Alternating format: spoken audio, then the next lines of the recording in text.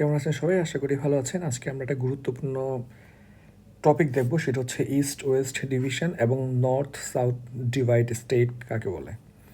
আমরা কিন্তু north south state এটা সম্পর্কে খুব ধারণা আছে। আপনারা যখন G20 সামিটটা হলো আপনার ইন্ডিয়াতে, তো সেখানে আমরা দেখি যে ইন্ডিয়া মোটামুটি অনেকগুলো আর্টিকেল আসছে, ইন্ডিয়া নিজেকে গ্লোবাল সাউথ লিডার ঘোষণা করে এবং চীনও মোটামুটি গ্লোবাল সাউথের লিডার হতে যাচ্ছে।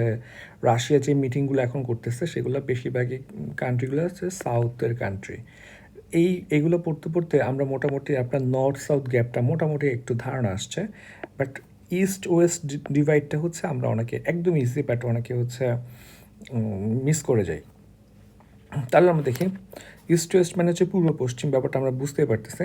অর্থাৎ আপনি যখন ম্যাপ দেখবেন তখন আপনি দেখবেন যে ম্যাপের উপরে হচ্ছে উত্তর, নিচে দক্ষিণ, এটা হচ্ছে আপনার পূর্ব, এটা হচ্ছে আমাদের কি পশ্চিম। অর্থাৎ এই যে পশ্চিম আর পূর্ব, তাহলে এই যদি আমরা ভাগ করি তাহলে এই পশ্চিম দিকের যে মানুষগুলো সেগুলো পশ্চিম আর পূর্ব দিকের মানুষগুলো হচ্ছে পূর্ব। তবে এই ভাগগুলো আসলে আপনার মোস্টলি করা হয় হচ্ছে মেজরিটি কান্ট্রি কোন দিকে পড়ছে এবং স্পেসিফিক একটা সেক্টরের উপরে বেস করে।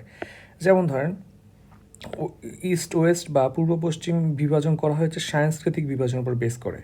যেমন হচ্ছে আপনার আচার আচরণ, সংস্কৃতি, প্রথা, আইন, স্বীকৃতি, মানদণ্ড ইত্যাদি বিভাজনের উপর বেস করে যেটা করে সেগুলো হচ্ছে আপনার সেগুলো হচ্ছে পূর্ব পশ্চিম রাষ্ট্র।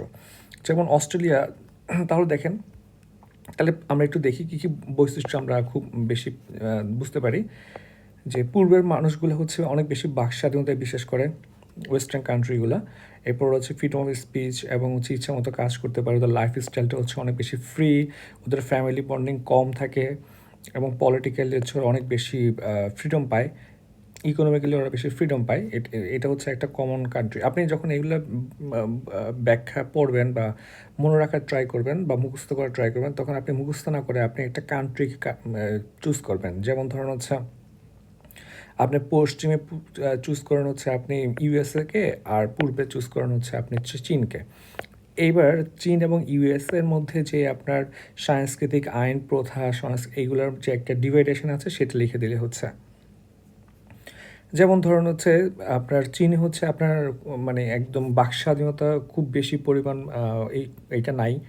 এরপরে হচ্ছে ওরা অনেকটা কন্ট্রোল থাকে এবং হচ্ছে ওদের ফ্যামিলি বন্ডিংটা ভালো থাকে, একটা স্ট্রং কালচার থাকে। তাহলে দেখি আমরা বৈশিষ্ট্যগুলো দেখি আমরা, তাহলে বুঝতে পারবো।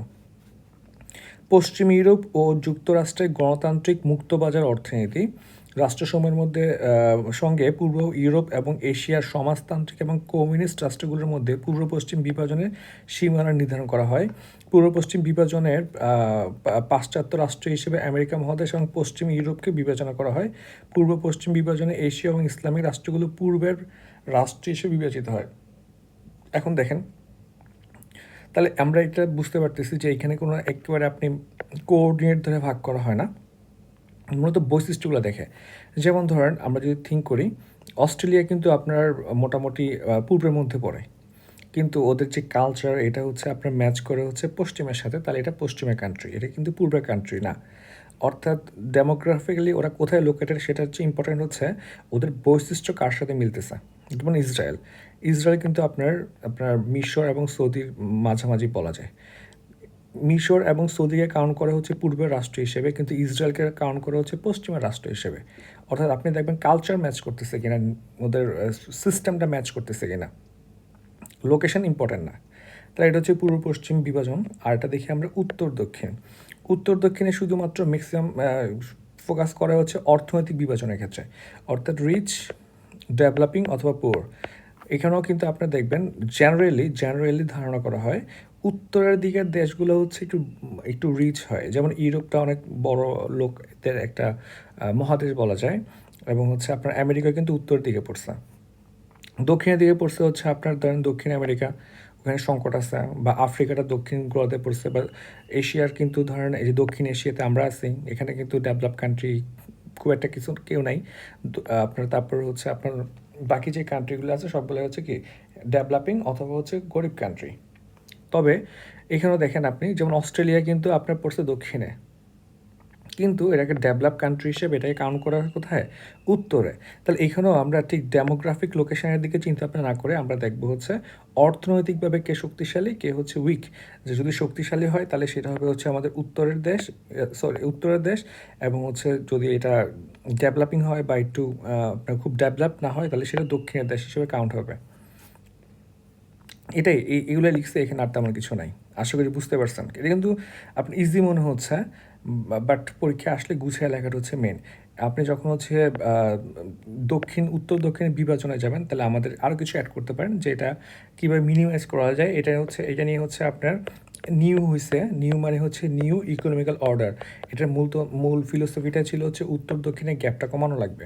এরপর হচ্ছে G20 সহ যে সামিটগুলো হচ্ছে ওগুলা কিন্তু হচ্ছে একটা বড় পোর্শনে থাকে হচ্ছে আপনার উত্তর দক্ষিণের বিভাজন হ্রাস করা নিয়ে। এগুলো আপনি চাইলে টেকনিক্যালি অ্যাড করতে পারেন। ধন্যবাদ সবাইকে।